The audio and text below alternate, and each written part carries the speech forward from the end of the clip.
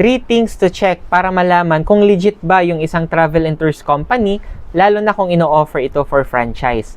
Hello mga ka-travel, this is Paul of Global Pinoy Travel and Tours. And alam naman ho natin, maraming nagpo-post ngayon or kumakalat na mga ads or posting sa Facebook or kahit saang pang social media na nag-o-offer po ng travel and tours business. Pero syempre, tayo po bilang gustong magkaroon or mag-start ng business na ganito, dapat alam natin kung ano ba yung mga titingnan natin, no, bago po tayo pumili, 'di ba, or sumali sa ganitong business. So number 1 guys, na i-check natin is syempre dapat meron pong physical office. So ngayon, no, kung legit talaga yung isang travel and tours company, syempre required po talaga yan, meron silang outlet or opisina na somehow kung malapit ka doon is pwede ho nating mapuntahan.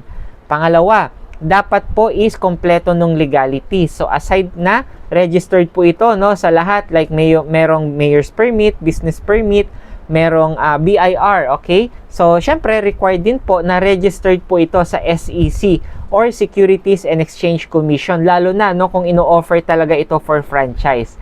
So last but not the least, number 3 na kailangan po nating i-check is yung accreditations po. Kasi to operate legally, lalo na po dito sa Pilipinas ng isang travel and tours business, dapat po accredited yan by the Department of Tourism. Okay, so yun po yung i-check natin, no, DOT accreditation. And syempre, mas maganda kung meron din po itong international accreditation under po ng IATA. Okay, so that's it for this video guys.